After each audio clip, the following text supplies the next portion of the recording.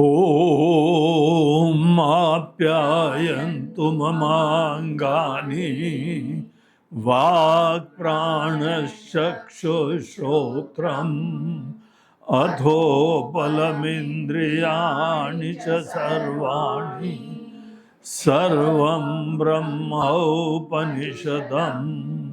माहं ब्रह्म निराकुर्याम् मा ब्रह्म निराकरोत् अनिराकरणमस्तु अनिराकरणं मे अस्तु तदात्मनि निरतेय उपनिषत्सु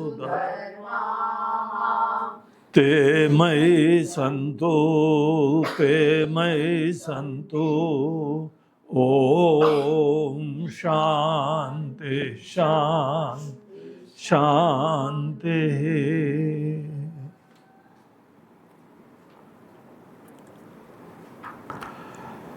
आइए पहला मंत्र हम लोग पाठ करते हैं। ओम केनेशितं पतति प्रेषितं मनः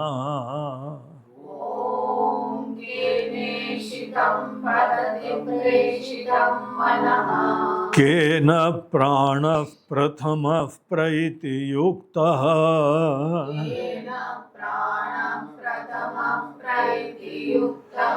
केनेषितां वाचमिमां वदन्ति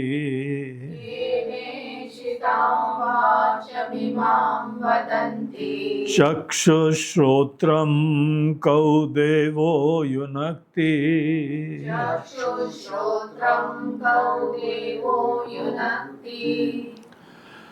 तो ये केनोपनिषद का मूलभूत प्रश्न है। कल हम लोग देख रहे थे कि उपनिषदों में सदैव संवाद की शैली होती है।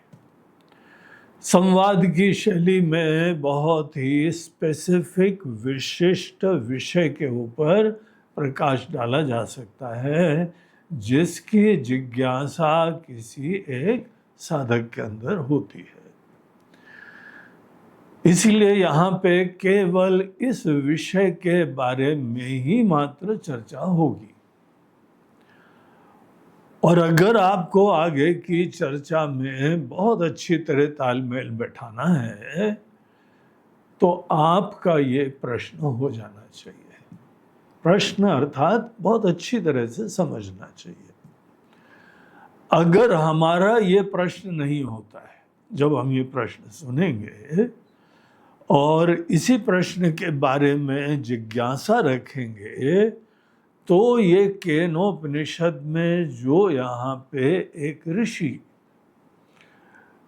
सामवेद के अंतर्गत जिनकी हमको कथा प्राप्त हुई है, प्रसंग प्राप्त हुआ है, तो वो जो बताने वाले हैं वो भी सीधे हमारे हृदय में ही उतरना चाहिए।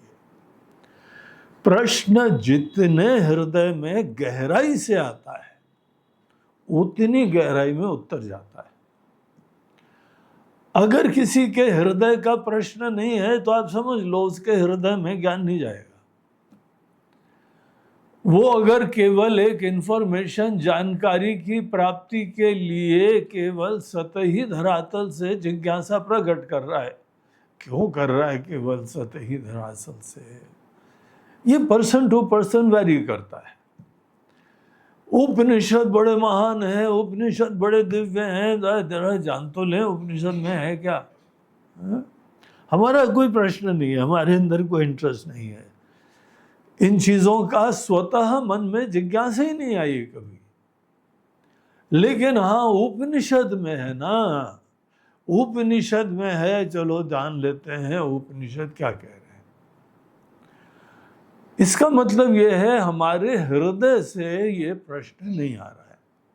हृदय से वो प्रश्न आता है जिस प्रश्न का उत्तर प्राप्त होने पे हृदय में बेचैनी समाप्त होती है। अर्थात जब भी कोई प्रश्न होता है, प्रश्नकर्ता को वो प्रश्न बेचैन कर रहा होता है, डिस्टर्ब कर रहा होता है। और इतना मैटर करता है उसके लिए, इतना महत्वपूर्ण होता है ये प्रश्न कि सोच लो, कहीं पे कोई किसी आश्रम में सब छोड़ छाड़ के आदमी जा रहा है और वहां पे जाके रह रहा है। कल हमने बताया ना, उपनिषद के अंतर्गत शैली ये होती है कि जल्दीबाजी नहीं करना है हमको। तुमको अगर जानना है तो यहाँ पे तपस्वी की तरह से रहो, और यहाँ कोई भंडारा नहीं चल रहा है कि तुमको दिन में 2-4 बार खाना खाने को मिलता रहेगा। यहाँ कुछ नहीं है।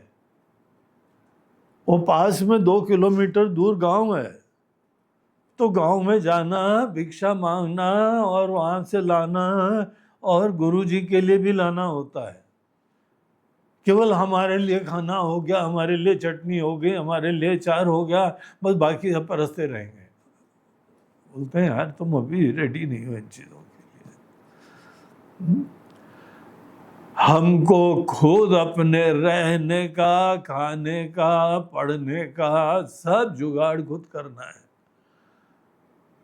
और वहां पर भी इमीडिएटली प्रश्न का उत्तर नहीं मिलने वाला है।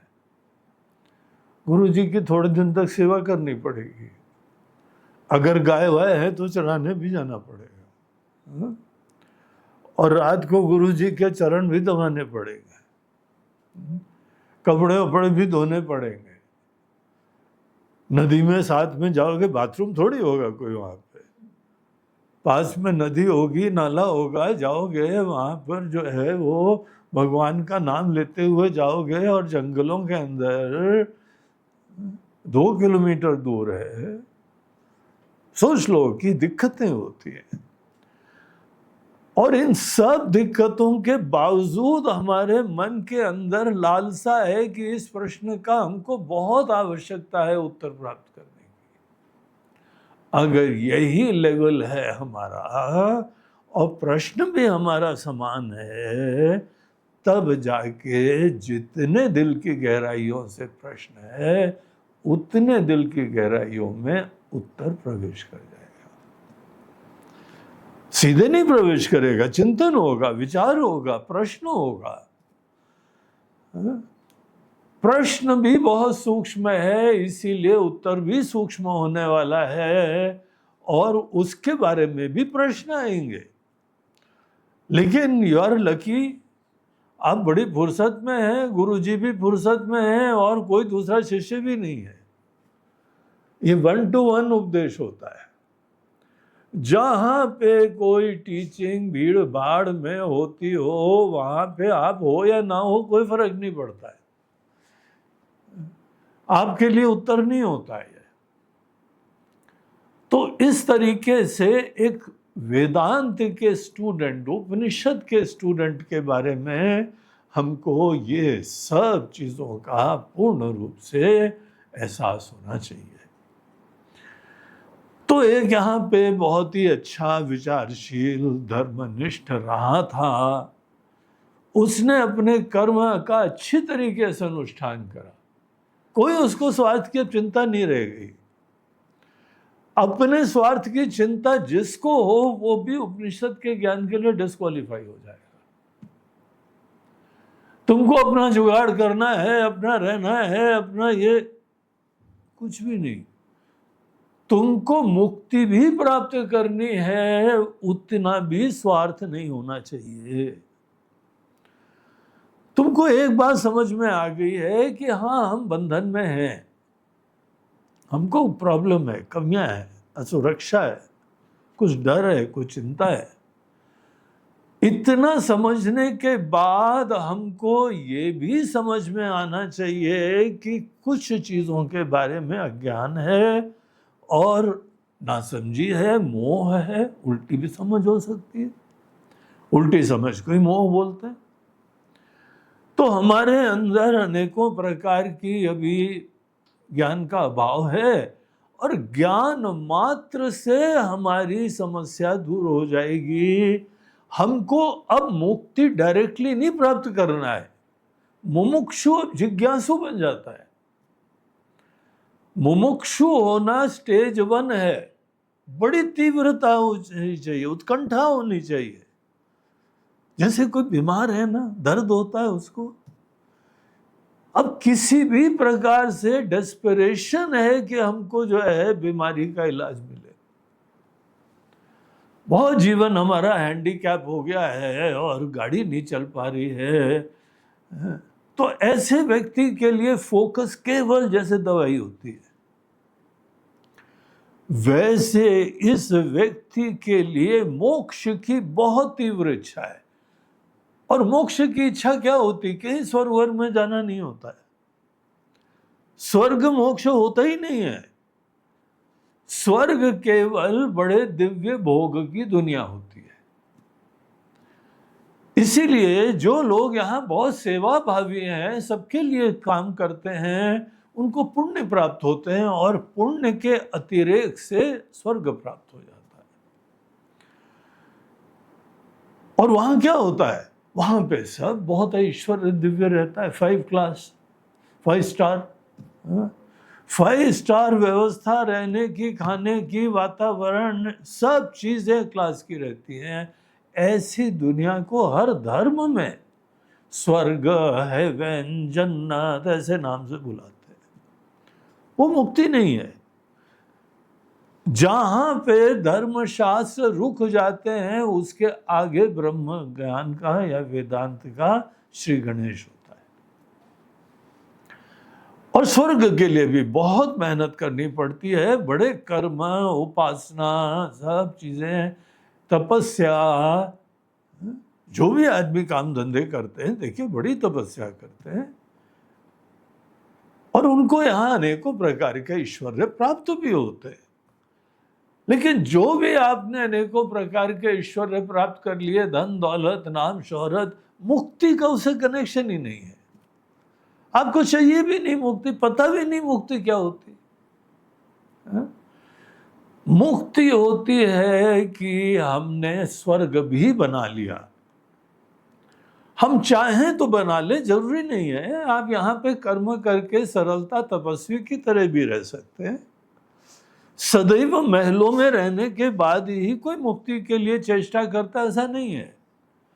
लेकिन हाँ, अनेकों प्रकार की अनुकूलता में फिर दूसरे विक्षेप नहीं होते।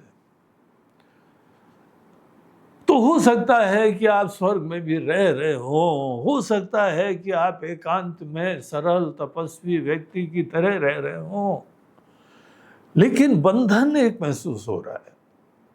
बंधन ये महसूस हो रहा है कि हम अभी भी अल्प है, क्षुद्र है, संकुचित है, लिमिटेड है, नश्वर है।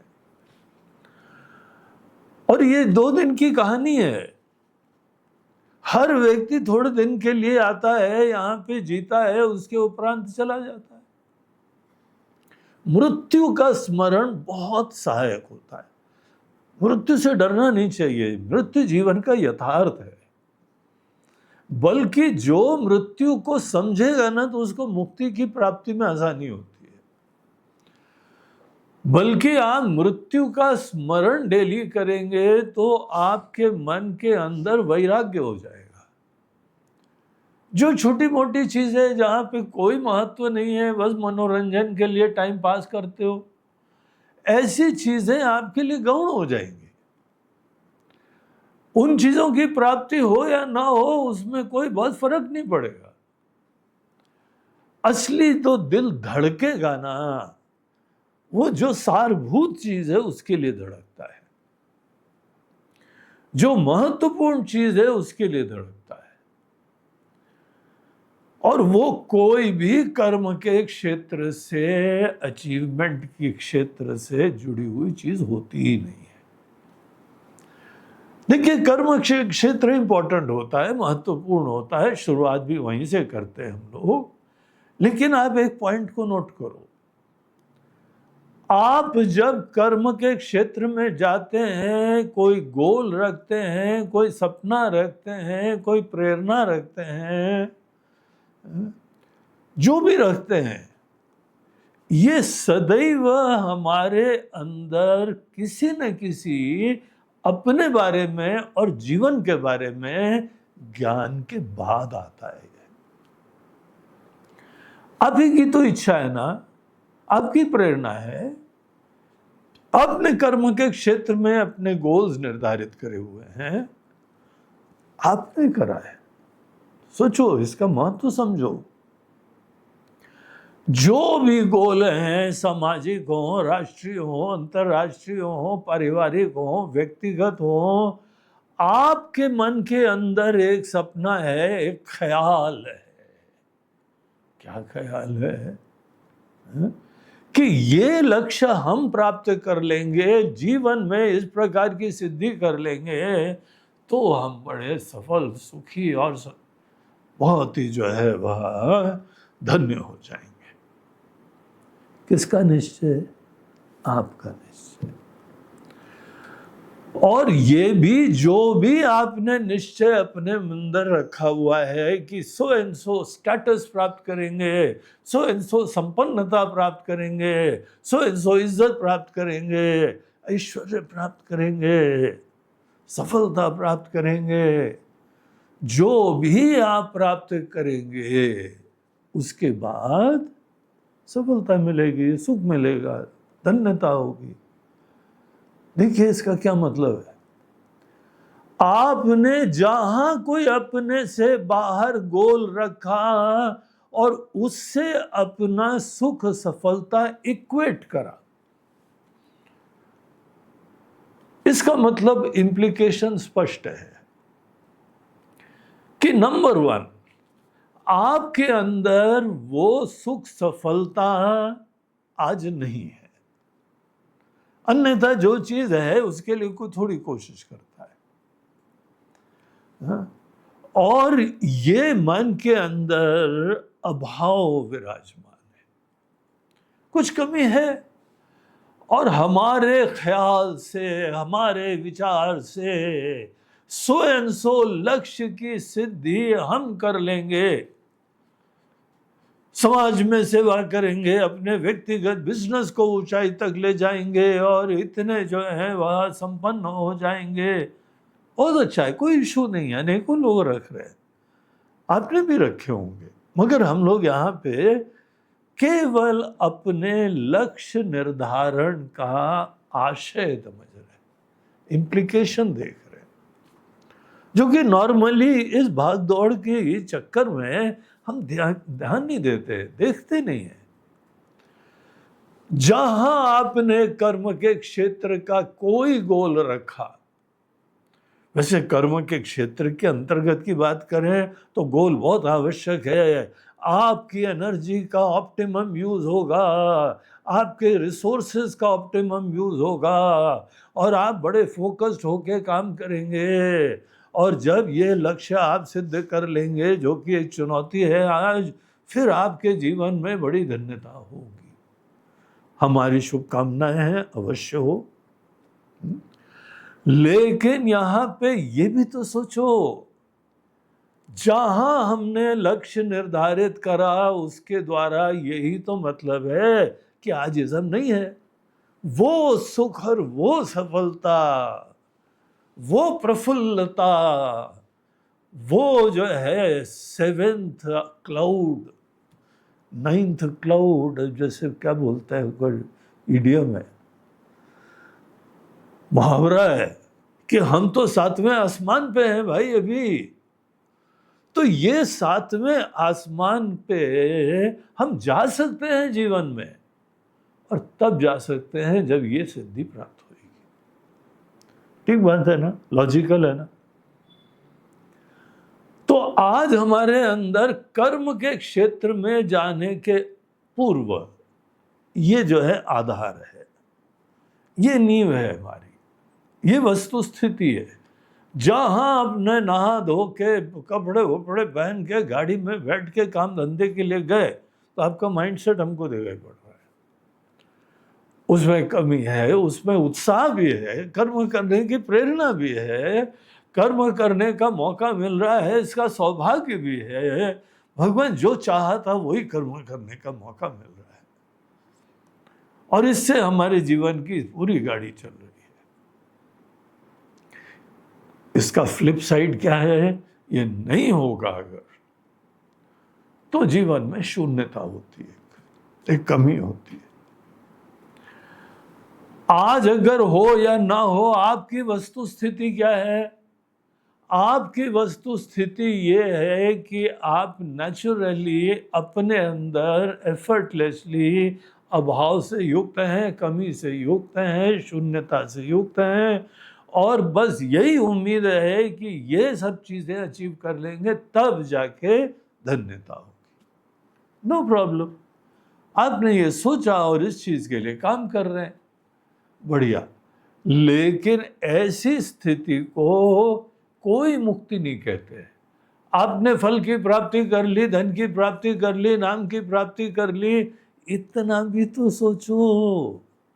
कर्म के क्षेत्र में जो कुछ आप सिद्ध करके लाओगे वो केवल क्षणिक मन के सुकून के अलावा कोई स्थायी चीज होती नहीं है। आज से पहले आपके पास्ट में जो कुछ भी था सब खत्म हो गया ना। कैसे बढ़िया बढ़िया मोमेंट्स जीवन में जिए थे। पुराने एल्बम देख लो, कैसे नाच रहे थे, कैसे खुश थे, कैसे भंगड़ा कर रहे थे, और दोस्तों को ही बुला के लाए थे, ये तुम भी भंगड़ा करना आ गए। हम तुम्हारी शादी में भी आएंगे तो हमारी शादी में भी आ जाना। बड़े भंगड़ा वंगड़ा हुए थे, पार्टी हुई थी, सब हुआ था। आज का क्या हाल है? आज तो गुरु जी वो सब मेमोरी रह गया है। और आप आएंगे तो आपको भी एल्बम दिखाएंगे, हमको नहीं देखना एल्बम। नहीं नहीं, ऐसा क्या है, ऐसी नाराजगी क्या है, आप देखिएगा ना।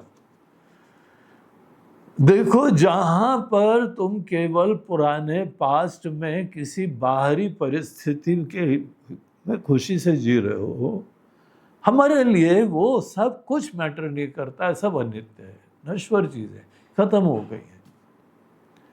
तुम्हारी वस्तु स्थिति किसी कर्म के क्षेत्र में प्राप्त करने के पूर्व भी कोई एक खोखला बना था, प्राप्त करने के समय भी मन में डर, चिंता, एंजाइटी बनी रहती है, प्राप्त करने के बाद कुछ क्षण तक बहुत हर्ष होता है, बड़ी प्रफुल्लता होती है, बहुत खुशी होती है, बस फिर वो मेमोरी के बैंक में चला जाता है, पुरानी यादों में खत्म हो जाता है, फिर आपको नया गोल रखना पड़ता है। ये कर्म का क्षेत्र की कहानी है, कोई बड़ी बात नहीं है, कोई नई चीज नहीं है, लेकिन हमको कॉन्शियस होना चाहिए। और ये ज्यादा बड़ी चीज होती है कि हमारे कर्म के क्षेत्र में जाने से पूर्व कुछ न कुछ ज्ञान का आधार होता है, और ज्ञान का आधार सबसे पहले अपने बारे में होता है। और जितने भी हम कर्म के द्वारा सिद्धि करना चाहते हैं, उन सब सिद्धियों से उम्मीद होती है कि आपके अंदर छोटापना, खालीपना, शून्यता, अपूर्णता खत्म हो जाएगी। ये बेचैनी है, ये घुटन है, सफोकेशन है, जीवन नीरस हो जाता है बगैर आपके अंदर कोई सिद्धियों के। इसीलिए तो मेहनत करते हैं। कर्म के क्षेत्र में जाने से पूर्व कोई ना कोई ज्ञान का आधार होता है, समझ है, हमारी अपने बारे में भी समझ है कि कमी है, और ये भी समझ है कि फलानी फलानी चीज प्राप्त करके तब शायद हम जीवन में धन्य होंगे, सफल होंगे। और बच्चे लोगों को भी प्रेरणा देते हैं, बेटा तुम लोग भी लक्ष्य रखो, और ये लक्ष्य की प्राप्ति करके तुम भी हमारी तरह सफल हो। शुक्र है आपके बच्चों ने कहीं वेदांत सुना नहीं है, नहीं तो आपसे मुड़ के पूछ लेंगे, बापू जी आप कर्म करने के लिए जब गए थे तो उससे पहले सुकून था क्या? और आपने ये पूरा अपना सपना पूरा कर लिया तो आपको सुकून हो गया क्या? तो चेहरे पे शिकन काय बनी हुई है? अरे बेटा, बड़ी मुसीबत से प्राप्त करा है और उसके उपरांत सब चला जाता है, नश्वर हो जाता है। देखो पड़ोसी में वो चाचा जी को देखा है, वो मामा जी को देखा है, बहुत सिद्धि करी थी, खत्म हो गया सब, एक झटके में खत्म हो गया। देखिए, हमारे कर्म के क्षेत्र का महत्व होता है, रोल होता है, उसका प्रयोजन होता है, मुक्ति के लिए भी होता है, लेकिन प्रयोजन मुक्ति कभी नहीं होती है। इसीलिए उपनिषद के अंदर प्रवेश करने के पूर्व आपको कर्म का कोई बर्डन नहीं आना चाहिए, कोई एंजाइटी नहीं होनी चाहिए। आपको जो फंडामेंटल हमारे अंदर नोशंस हैं अपने बारे में और लक्ष्य के बारे में, उनको रिविजिट करना चाहिए, उनके बारे में आप पुनरालोकन करो। इसीलिए उपनिषद के ज्ञान में फ्री होके बैठना चाहिए। हम लोग का शब्द तो है कि संन्यास होके बैठना चाहिए, मेंटली। संन्यास मत लो, कोई संन्यास की दीक्षा वीक्षा का कोई इशू नहीं है, लेकिन मेंटली तो आप फ्री होना। कोई कर्म की चिंता मत करना, एंजाइटी नहीं जाना है, ये करना है, वो करना। अरे रिलैक्स हो, नहीं टाइम है तो अभी उपनिषद बंद कर दो। जिस दिन फुर्सत हो ना, रिलैक्स हो, तब जाके ये सब पढ़ना। ये विद्या उसके लिए है ही नहीं। ऐसे भड़बड़ाहट वाले, जल्दीबाजी वाले, और ट्रेन छूटने वाली है, फ्लाइट छूटने वाली, उस समय जाके उपनिषद का ज्ञान प्राप्त करो। ऐसे मन से नहीं होता है, बड़ी फुर्सत वाला होता है। कोई कर्म हमारी बड़ी ऊर्जा लेता है, बड़ी एंजाइटी उत्पन्न करता है।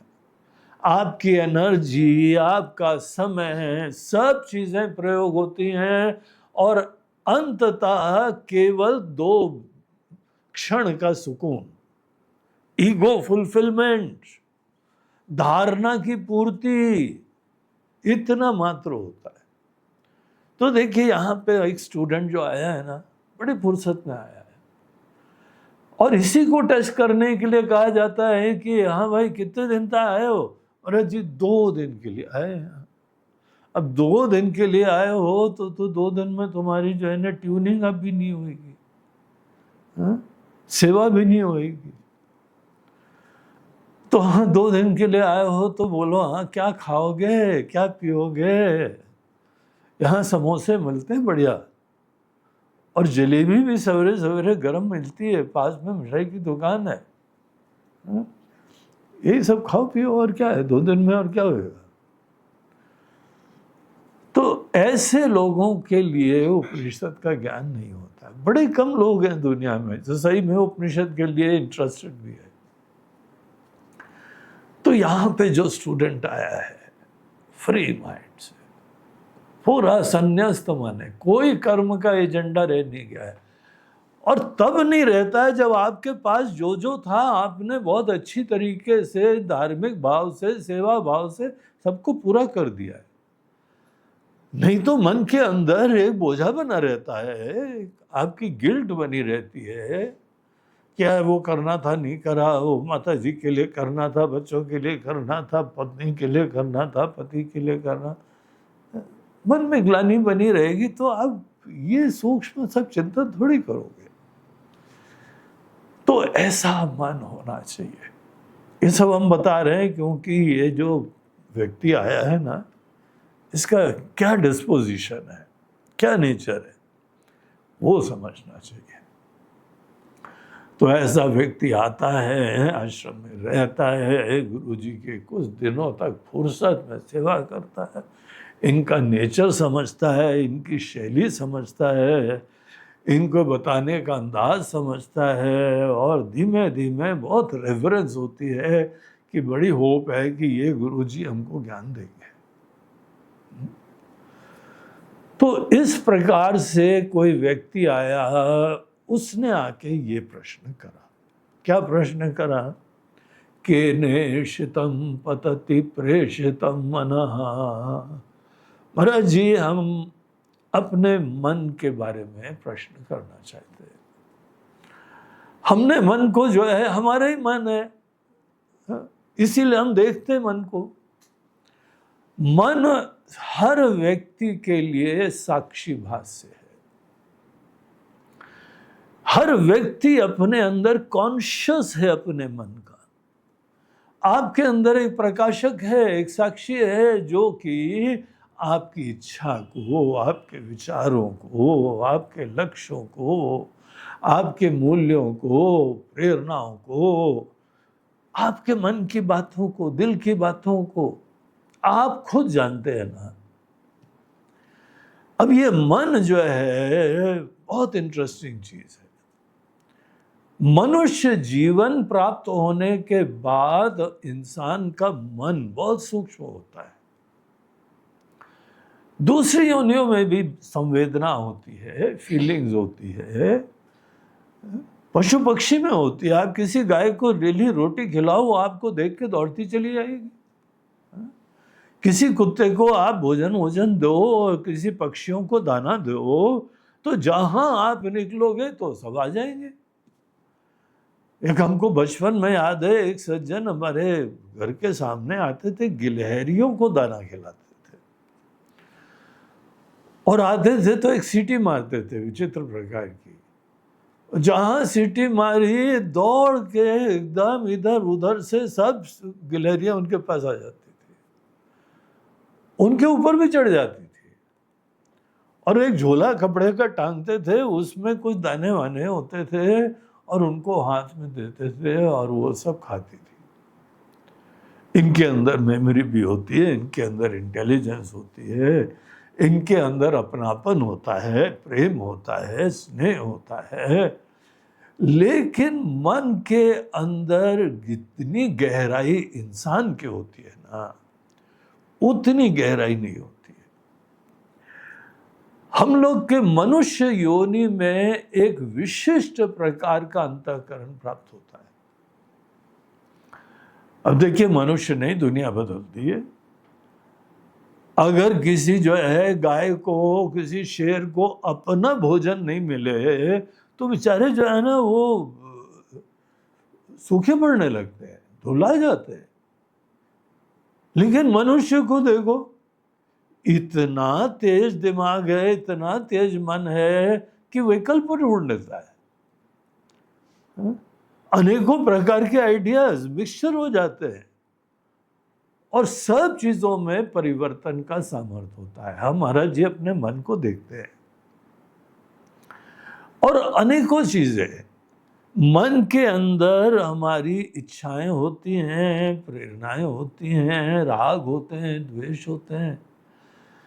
गीता के अंदर अर्जुन ने मन के बारे में एक प्रश्न करा। भगवान, हम देखते हैं कि कई बार हमारे अंदर झोंके आते हैं,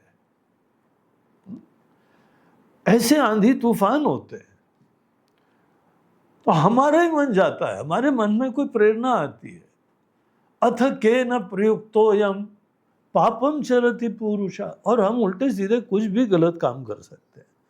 सही गलत का हमको कोई चिंता नहीं होती है, हमारी प्रायोरिटी बस ये होती है, ये कामना की पूर्ति करनी है हमको। और फिर जब सही गलत का भी ध्यान नहीं रखते हैं तो कुछ ना कुछ गड़बड़ भी हो जाता है, दूसरे लोग दुखी भी हो जाते हैं। वो किसी को बताते भी नहीं है, क्योंकि हमको पता है गलत काम करा है, चुपचाप करते हैं। एक चेहरा अंदर रखते हैं, एक चेहरा दूसरों के लिए बाहर रखते हैं, पर्सनालिटी भी स्प्लिट कर देते हैं, और गलत काम का झोंका आता रहता है तो करना ही पड़ता रहता है। ये मन की कहानी है। अर्जुन भगवान से पूछता है, भगवान अतः के न प्रयुक्तोयम, कौन हमको जो है पाप करने के लिए प्रेरित करता है? तो मन की कहानी थी। लेकिन अर्जुन का प्रश्न था कि हम पाप क्यों करते हैं, गलत काम क्यों करते हैं? आप ऐसा ही सोच सकते हो, इसका और प्रश्न बन सकता है कि भगवान, हम जब जब पुण्य करते हैं, के न प्रयुक्तोयम पुण्यम चरति पुरुष, हम लोग अच्छे काम करते हैं, किससे प्रेरित होके करते हैं? तो इसका तो उत्तर बहुत ज्यादा रहस्यमय नहीं था। भगवान ने बोला, अर्जुन, कोई देवता लोग नहीं करवाते हैं यार, ये तो तुम्हारे जो अनेकों प्रकार के अच्छे बुरे कर्म होते हैं ना, ये अच्छे बुरे संस्कारों से, तुम्हारी कामनाओं से होते हैं। और यही गीता में उत्तर आया था, काम एषः क्रोध एषः रजोगुण समुद्भवा। तो तुम्हारी कामना है वो मन के अंदर उठती है और तुम काम करते हो। तुम्हारे मन में भावना है, प्रेम है, बहुत उमड़ने लगा, तुम काम करते हो। तो हमारे मन के राग द्वेष ये हमको अनेकों चीजों में प्रेरित करते हैं। लेकिन यहां पे प्रश्न थोड़ा और गहरा है। वो बोलते हैं केवल राग द्वेष नहीं, हमारी जो है ना, हम मनुष्य हैं, हमारी प्रकृति है, मनुष्यता है, स्वधर्म है, नेचुरल प्रोपेंसिटीज हैं, नेचुरल प्रेरणाएं हैं। मनुष्य का मन मात्र, उसके अंदर पोटेंशियल है, उसके अंदर सामर्थ्य है, और ये सामर्थ्य हमारे मन को किसी न किसी देवता ने, किसी दिव्य शक्ति ने दिया है। मनुष्य जीवन ही बड़ी कृपा है। हम इंसान बन गए, ये भी किसी की कृपा है। हमारे पास इंसान का मन प्राप्त हो गया, ये भी बड़ी कृपा है। उसके बाद ये भी स्वतंत्रता है कि कोई बहुत चीजों की तीव्र कामना करो या किसी से द्वेष करो, उसके अनुरूप हमारे अंदर विचार आते रहेंगे। और नॉर्मली हम लोग अपने ही मन रूपी इस क्षेत्र में कोई ना कोई बीज डालते हैं, और जैसे बीज डालते हैं वैसे ही फसल उगती है।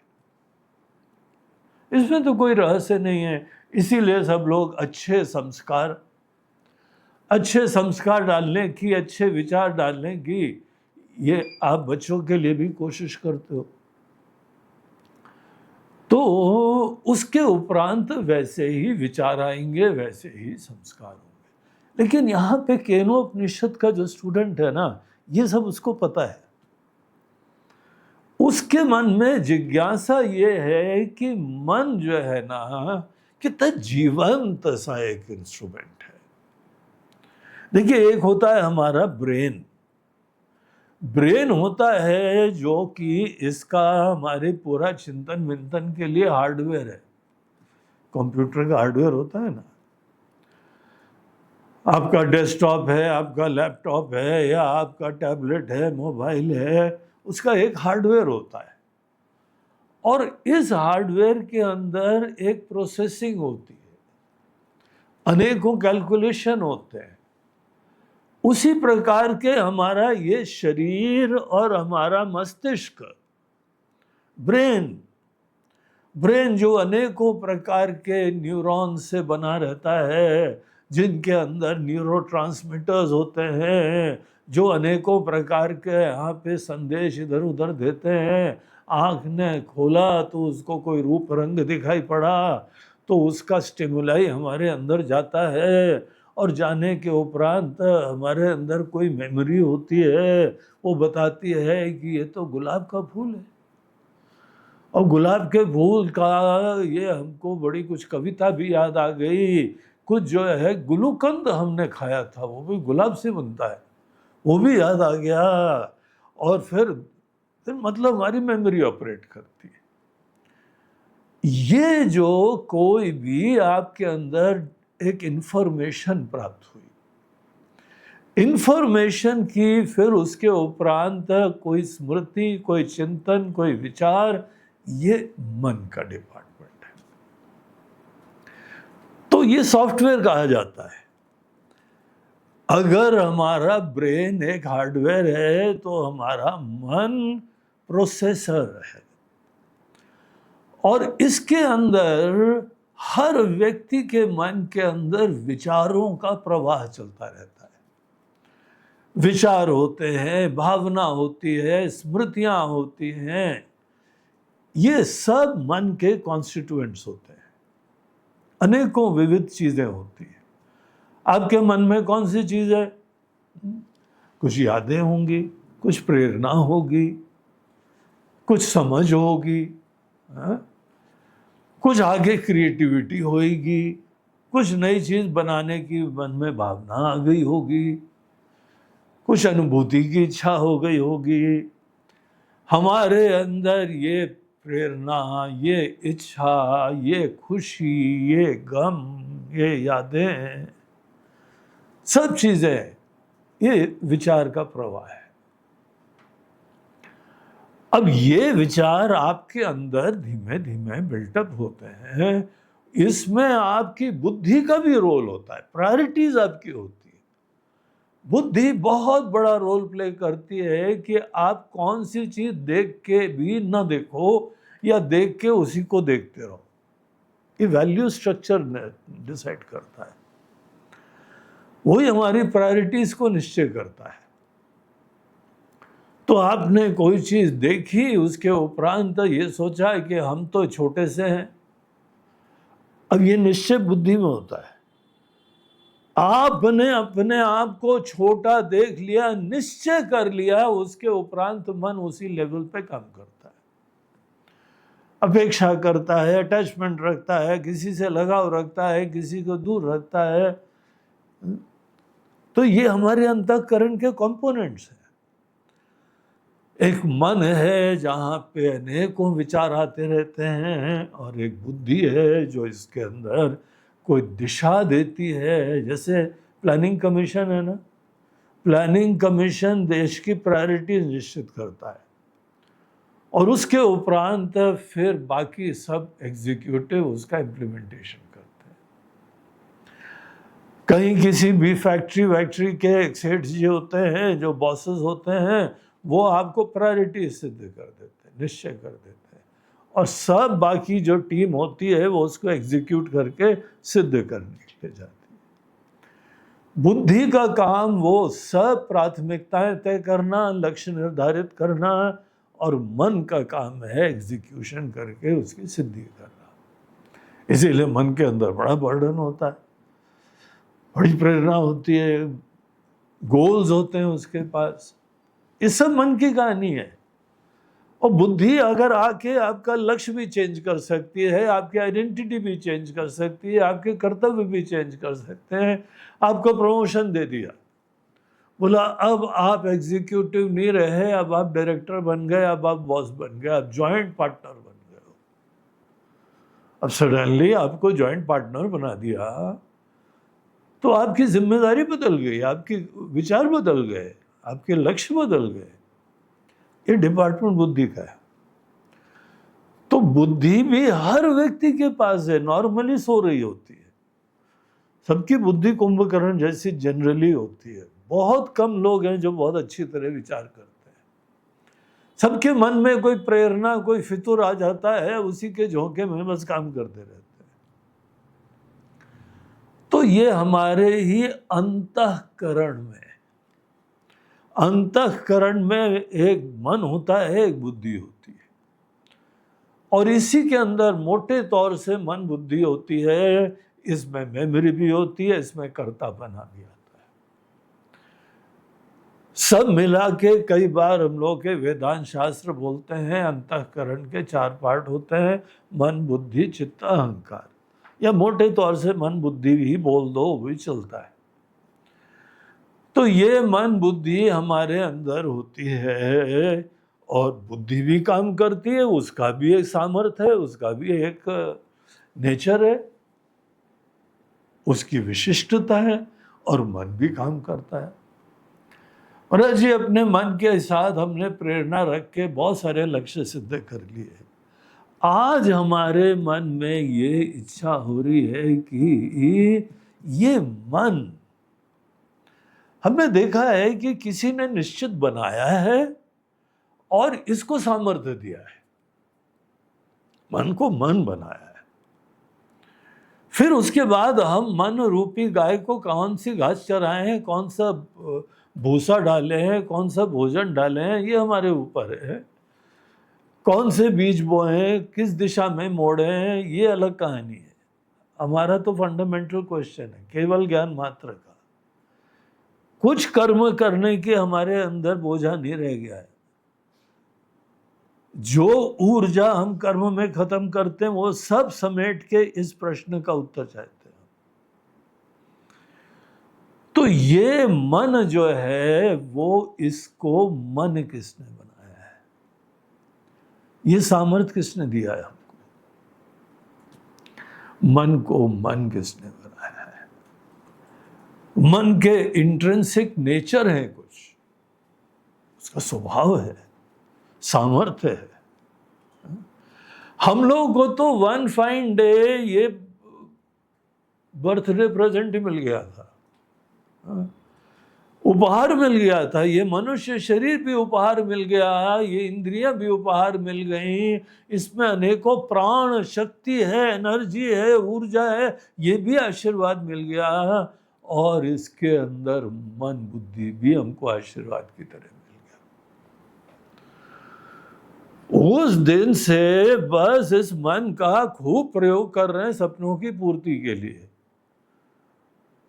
किसी जगह हमने जो है वो बहुत अच्छे दिशा प्राप्त करी, कई बार गलतियां भी हुई, उन गलतियों से सीखा भी हमने, लेकिन मन का यूज करते रहे ज्यादा। जैसे कोई मोबाइल मिल जाता है ना, इसका आजकल तो कहीं पर भी 4 लोग बैठे हों, पुराना जमाना ही खत्म हो गया है कि वहां एक दूसरे से बात करेंगे। आजकल जो है ना, कहीं पर किसी ड्राइंग रूम में किसी परिवार की भी फोटो देखो, सब मोबाइल खोल के बैठे हुए हैं। इसका आजकल एक सोशल दोष होता है, फोबिंग। फोबिंग बोलते हैं कि हर व्यक्ति अपने मोबाइल में बिजी है। अब सोच रहे हो कि कोई बैठा हुआ है, लेकिन वो नहीं बैठे के बराबर है, वो बिजी है अपने काम में। अशिष्टता होती है, अनेकों जगह बोलते हैं अरे या तो तुम मोबाइल देख लो या यहाँ बैठो, बहुत जरूरी काम है तो काम करके आओ, मत बैठो यहाँ पे। ये फॉबिंग क्यों करते हो? एनीवे, जब कोई नई मशीन मिलती है और इतनी बढ़िया चीज है, इसमें जो है ना गाने भी हैं, इसमें यूट्यूब भी है, इसमें वीडियो भी है, इसमें खबर भी है, आज की ताजा खबर, और इसमें खेल भी है, सब कुछ है, तो इतनी बढ़िया चीज मिल गई है, जैसे बंदर को शीशा। वैसे ही हम लोगों को मोबाइल क्या मिल गया, सब बैंकिंग वैंकिंग का काम, संदेश, कम्युनिकेशन, चिट्ठी पत्री, सब काम मोबाइल से हो जाता है। बस मोबाइल का मजा ले रहे हैं। वैसे ही महाराज जी, यहाँ पे भगवान ने मनुष्य जीवन दिया, ये मन दिया, तो मन का प्रयोग तो हम खूब करते आए। लेकिन एक प्रश्न मन में आता है, ये मन को मन किसने बनाया है? और मन में प्रेरणाएं हैं, मन में कोई उत्कंठा है। हमको ये प्रश्न आ रहा है, क्या हम ही कर रहे हैं क्या, कि कोई और किसी का जो है नाटक मंच है और हम मात्र एक्टर एक्ट्रेस हैं? पूरा नाटक मंच में स्क्रिप्ट किसी ने तैयार करा हुआ है, तुमको सामर्थ्य किसी ने दिया हुआ है, और अभी तक तो ये भ्रम था कि हम ही कर रहे हैं।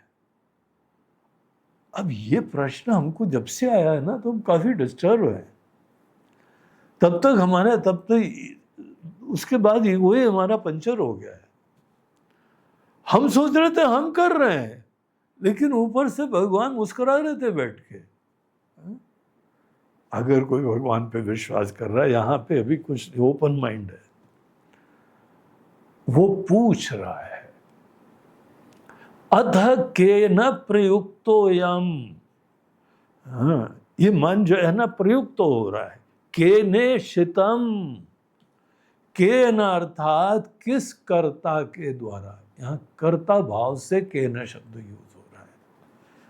के न कर्तृ, कोई करता धरता है, किसी ने बनाया है, किसी ने जीवन दिया है, किसी ने दुनिया बनाई है, किसी ने विषय बनाया है, ये हमारा कर्म का फील्ड बनाया है किसी ने। ये जिसने पूरा बनाया है उसने मन भी बनाया है। के न प्रयुक्तो, के न प्रेषितम, के ने शितम, ईशितम बोलते हैं इष्टम, किसके द्वारा इच्छित, किसके द्वारा प्लान्ड। क्रिएटेड। अब महाराज जी कोई शब्द मत बोल देना ब्रह्मा जी ने बनाया, हमको जरा से निकटता से समझना है। और ब्रह्मा जी ने बनाया है, ईश्वर ने बनाया है, आप ये सब बोल देते हैं। अभी हम बड़े फुर्सत में हैं, जरा ईश्वर से भी मिलना है। हमको बहुत इसके बारे में जिज्ञासा है। केनेशितम पतति प्रेषितम मनः, किसके द्वारा इच्छित, ईशितम प्रेषितम, दो शब्द यूज करता है, दोनों का मूल रूप से भाव एक ही होता है। किसके द्वारा इच्छित और प्रेषितम, जब बहुत अच्छी तरीके से इच्छा होती है तो उसमें प्र उपसर्ग जुड़ जाता है। किसके द्वारा इच्छित, किसके द्वारा बहुत प्लान्ड रूप में इच्छित, बहुत अच्छी तरीके से इच्छित, इच्छा करा हुआ। पतति, मन अपनी फील्ड में ऑपरेट करता है, ग्रेविटेट करता है। देखो बाकी अनेकों कंप्यूटर को भी समझो, आजकल की नई टेक्नोलॉजीज को समझो, चैट जीपीटी को समझो, आर्टिफिशियल इंटेलिजेंस को समझो, लेकिन अपने मन को समझना कितना जरूरी है। आपको पता है ये हमारा मन और बुद्धि इतना समर्थ है कि कंप्यूटर को भी इसी ने बनाया है, आर्टिफिशियल इंटेलिजेंस को भी इसी ने बनाया है, और हम लोग सब इसी के फल की प्राप्ति के लिए उसी बैंड वैगन में जंप करते हैं। हमको भी जल्दी से अपने ही जो है वो सीखना चाहिए। हम जा रहे हैं कहीं पे जो है वो एआई का कोर्स करने के लिए। अभी हमारे आश्रम में एक सज्जन पधारे, ऑक्सफोर्ड यूनिवर्सिटी के एआई इंस्टीट्यूट के वो प्रोग्राम डायरेक्टर थे। वो आश्रम आए, बड़े वेदांत का स्टूडेंट है वो ऑक्सफोर्ड में पूरी बता रहे थे, गुरुजी इतना जिज्ञासा है, इतना इंटरेस्ट है, दुनिया की बड़ी बड़ी कंपनियां अपने लोगों को भेज रही हैं ऑक्सफोर्ड में जाके एआई का कोर्स करके आओ। मैं बोला अच्छा तुम यहाँ खुद ही ऑक्सफोर्ड से आ रहे हो, हम लोगों को भी बता दो एआई क्या होता है। तो पूरा उन्होंने हमको एआई का जो है ना वो डेमो दिया, पूरा समझाया, ग्राफिकली पूरा ग्राफिक्स बनाया और बताया ये महाराज जी अनेकों नोड्स हैं और ये यहाँ पे ऐसे सोर्स हैं, और इन अनेकों सोर्स का साइमल्टेनियसली कंप्यूटेशन कर पाना और फिर आपको कोई रिजल्ट दे पाना, इतने कॉम्प्लेक्स कैलकुलेशन आपको चुटकी भर में वो सिद्ध कर देगा। तो बाहर के लक्ष्यों की सिद्धि करने के लिए बहुत अच्छा है। बहुत अच्छा तो नहीं है लेकिन अच्छा है। और जितना ज्यादा आर्टिफिशियल इंटेलिजेंस का आप सहारा लोगे उतने हद तक नेचुरल इंटेलिजेंस आपकी डाउन होती जाएगी। समझो, वो याद है एक समय स्कूलों में मल्टीप्लिकेशन टेबल याद करते थे, पहाड़े याद करते थे, है? उसके बाद आ गया कैलकुलेटर, मोबाइल में भी कैलकुलेटर आ गया।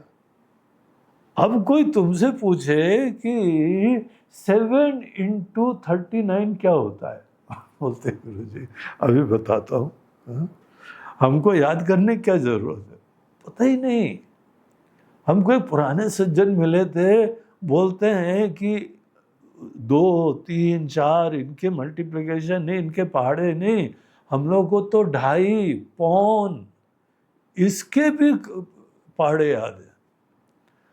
2.5 एकम 2.5, 2.5 दूनी 5, 2.5 3 7.5। बोला यार वो तुम लोग का गणित काफी एडवांस था। बोलते हैं बहुत बढ़िया था, हम लोग को कहीं नहीं सोचना पड़ता है।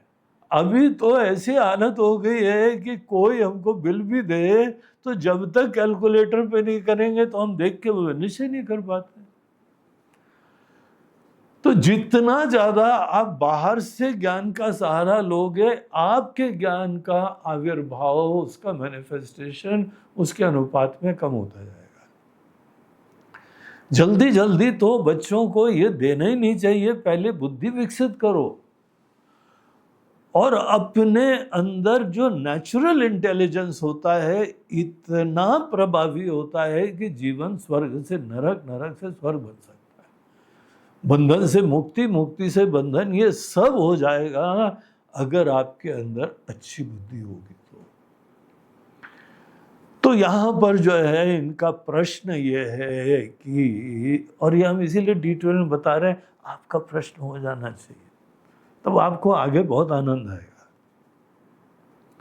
मन जो है वो किसके द्वारा इच्छित होके, मन वो है जो मन है, मन बना है, बुद्धि बनी है, अंतःकरण बना है,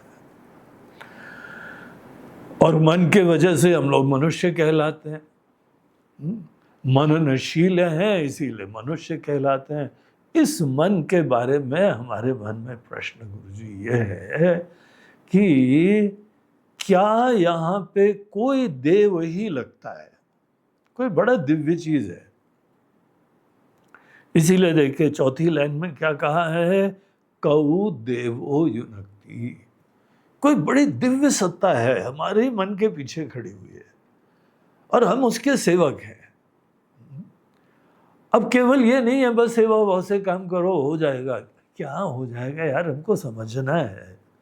जीवन खत्म हो रहा है, अपने आप ऑटोमेटिकली समझ थोड़ी होती है।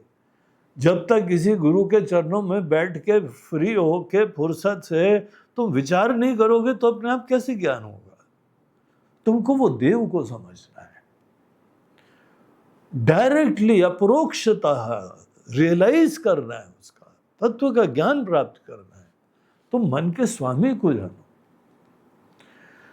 तो मन किसके द्वारा इच्छित होके, यहां ईशितम प्रेषितम दो शब्द है ना, इसमें शंकराचार्य जी अपने भाष्य में बताते हैं कि जो भी देव है और जो भी बनाने वाला होता है ना, संघात से अलग होता है। अगर किसी ने ये मोबाइल बनाया तो मोबाइल बनाने वाला मोबाइल से अलग था, उसने प्लानिंग करी, विजुअलाइज करा, बना दिया। कंप्यूटर बनाया, कंप्यूटर बनाने वाले इंजीनियर लोग अलग थे, उन्होंने सोचा समझा विचारा बना दिया। ये हमारा अंतःकरण, ये मनुष्य जीवन, ये किसने बनाया है? हमको ये अनुमान लगता है कि कोई देव है, दिव्य है, द्योतनवान है, कॉन्शियस एंटिटी है, बहुत इंटेलिजेंट है। क्योंकि ऐसी चीज यहां इसके स्पेयर पार्ट भी नहीं मिलते, समझ भी नहीं हम लोगों को ठीक से, और इतना बेशकीमती उपहार हम लोगों को जो है फुकट पे दिया हुआ है। कोई ज्ञानी है, कोई समर्थ है, कोई कॉन्शियस है, कोई चेतन एंटिटी है, और निश्चित रूप से जो बनी हुई सृष्टि है ना उससे अलग है, इतना हमको लगता है। पता नहीं, ये तो हम अपने विचार रख रहे हैं, प्रश्न ही रख रहे हैं। तो महाराज जी कौन है वो? के न ईशितम प्रेषितम मना स्विषयम प्रति पतति। हमको वो देव, उनका बारे में बहुत ही अच्छी तरीके से ज्ञान प्राप्त करना है। क्या वो कोई कर्तापने से युक्त है? क्या वो भी हमारी तरह से करता है, या वो केवल इच्छा मात्र से, सन्निधि मात्र से चीजों को बनाते हैं? उनका तरीका क्या है, उनका नेचर क्या है? ये हमारा प्रश्न है महाराज जी। तो गुरु जी के आंख में भी चमक आ गई, बोलते हैं हाँ भाई ये कोई अच्छा स्टूडेंट आया है, जंगल में आके बैठने का फायदा है। यहाँ पे कोई ऐसे फोकट के प्रश्न पूछने वाले नहीं आते हैं, महाराज जी ये लक्ष्य की सिद्धि कैसे करें, हम फलाना कर्म कैसे कर लें, स्वर्ग की प्राप्ति कैसे कर लें, महाराज जी राजा बनना है, राजा बनने के लिए क्या करना चाहिए। तो वहाँ पे शुरुआत में बोलते हैं राजसूय यज्ञ करो, कहीं पे जो है शादी ब्याह करनी है तो ये फलाना अनुष्ठान कर लो, उसके लिए ये रिक्वायरमेंट है, और उसके बाद ऐसा करना तो अच्छी तरह से जियोगे। बहुत सारे होते हैं। यहाँ पे हमको केवल जानना है कौन है वो, उनका तरीका क्या है, उनका अंदाज क्या है करने का। एक विकल्प ये मन में आता है, बहुत ज्यादा विकल्प का सोचना नहीं चाहिए, क्योंकि गुरु के पास प्रश्न करने के बाद खुले मन से सुनना चाहिए। लेकिन जो हमने चिंतन करा है, इसीलिए दो शब्द यूज कर रहे हैं, ईशितम प्रेषितम। क्या उनके करने का अंदाज कोई कर्तापने से युक्त हो के फिर ब्रह्मा जी ने ये करा, ब्रह्मा वो करते हैं क्या? अगर करते हैं तो हमारे अंतःकरण जैसा उनका भी अंतःकरण हो जाएगा, या केवल इच्छा मात्र करते हैं, संकल्प करते हैं। हम ईश्वर को जानना चाहते हैं, पूजते आए हैं, भजते आए हैं, गाते आए हैं, लेकिन हमको अब बहुत निकटता से जानना है। कोई दिव्य सत्ता है, उस दिव्य सत्ता को बहुत निकटता से जानना है। और केवल मन ही नहीं, के न प्राण प्रथम प्रैति युक्त, ये प्राण जो सबसे पहले सर उठाता है, एनर्जी, ऊर्जा, ऊर्जा के बगैर कुछ नहीं होता है। एनर्जी क्राइसिस ही दुनिया में सबसे बड़ी क्राइसिस होती है, पूरी दुनिया रुक जाती है बगैर एनर्जी के। आपके अंदर एनर्जी नहीं हो तो कोई भी काम नहीं कर सकते। तो ये प्राण जो ऊर्जा, प्राण केवल ऊर्जा होती है, वो अपने आप में चेतन नहीं होता है। चारों तरफ एनर्जी है, एनर्जी बोलने पे यही बोलना पड़ेगा, जड़ है, वो चेतन नहीं होता है, मगर बहुत पावरफुल आवश्यक चीज होती है। तो ये प्राण, ये एनर्जी, ये जो है कहू देवो युनक्ति, किस देवता ने जो है ये बनाई है, वो चला रहे। प्राण को प्राण बनाने का वो भी किसी ने कोशिश करी। केने शतां वाचम इमाम वदंती, आज हम वाणी से बोल रहे हैं, महाराज जी वाणी का सामर्थ्य, ये आशीर्वाद किसने दिया हमको? आप बोले जवान ने, तो जवान भी किसी ने बनाई। तो वो जो बनाने वाला है, जो पीछे खड़ा हुआ है संघात से अलग, उसके बारे में मन में विनम्र जिज्ञासा है। चक्षु श्रोत्रम, आंखें देख पा रही हैं, और अपना एक डेफिनेट फील्ड है। 5 इंद्रियां हैं, क्योंकि पांचों का लिमिटेड फील्ड होता है, स्पेशलाइज्ड फील्ड होता है। आंख केवल रूप रंग ही देख सकती है, आंख सुन नहीं सकती है, आंख सूंघ नहीं सकती है। हर इंद्रिय का डेफिनेट फील्ड है। तो ये सब किसी की क्या अद्भुत सी प्लानिंग दिखाई पड़ती है। इंद्रिय को इंद्रिय बनाना, आंख बनाना, कान बनाना, और आज तक बोलते आए थे हाँ भगवान की कृपा है। अब महाराज जी यहाँ पर हमको वो भगवान के बारे में निकटता से जानना है। आप तो हमको उनका ज्ञान करा दो, दर्शन करा दो। ज्ञान ही करना है, बाकी हमको दर्शन करना नहीं करना है ये भी प्रश्न नहीं है। कौन है ना मजेदार प्रश्न। ऐसा प्रश्न है कि आपको उसके बाद केनोपनिषद के बारे में इंटरेस्ट जग जाना चाहिए। और ये प्रश्न अगर आपका हो जाएगा तो आगे दिया हुआ उत्तर भी आपको हृदय में जाएगा।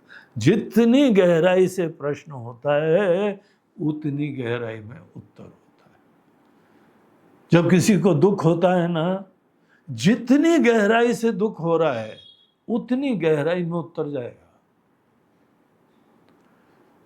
तीव्र उत्कंठा होनी चाहिए, तीव्र भावना होनी चाहिए, गहराई से होनी चाहिए, तो वहां तक ये उत्तर जाएगा।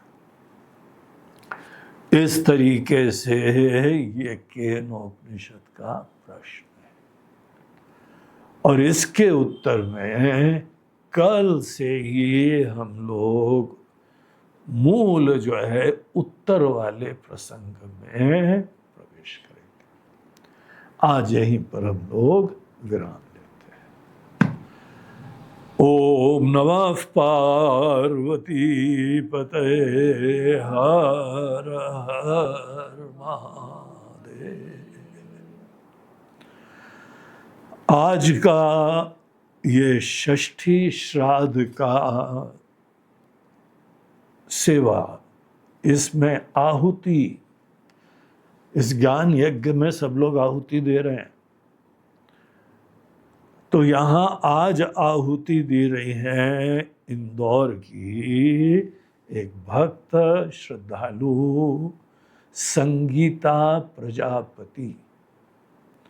संगीता प्रजापति आश्रम से भी जुड़ी हुई हैं, अनेकों सत्संग में आती रहती हैं, कार्यरत हैं, लेकिन जितना समय होता है वो अवश्य यहाँ पे बड़ी श्रद्धालु है। और वो अपनी जो है माता जी के लिए आज श्राद्ध की सेवा कर रही है। तो उनकी माता जी स्वर्गीय श्रीमती लक्ष्मी प्रजापति, तो उनकी ही स्मृति में उनका आशीर्वाद का स्मरण करते हुए उनके लिए भगवान से भी प्रार्थना करती हैं, और पितृ खुद उनकी भी पूजन करना चाहिए। पितृ देवता तुल्य हो जाते हैं, तो वो भी बड़े समर्थ हो जाते हैं और आपको यहाँ पे आशीर्वाद देने में सक्षम हो जाते हैं। तो माता जी से प्रार्थना भी करती हैं कि माता जी पूरे परिवार के ऊपर कृपा बनाए रखें, आशीर्वाद बनाए रखें, और साथ साथ ईश्वर से प्रार्थना करते हैं कि माता जी का भी मंगल हो, क्योंकि ये पड़ाव है। पितृलोक में रहना एक समय के लिए होता है, उसके बाद आगे की गति होती है। तो उनके लिए भी मंगल की प्रार्थना होती है और माता जी से भी प्रार्थना होती है। तो ये आज की आहुति संगीता जी के द्वारा थी, और कल हम लोग फिर इसी ज्ञान यज्ञ में आगे प्रवेश करेंगे।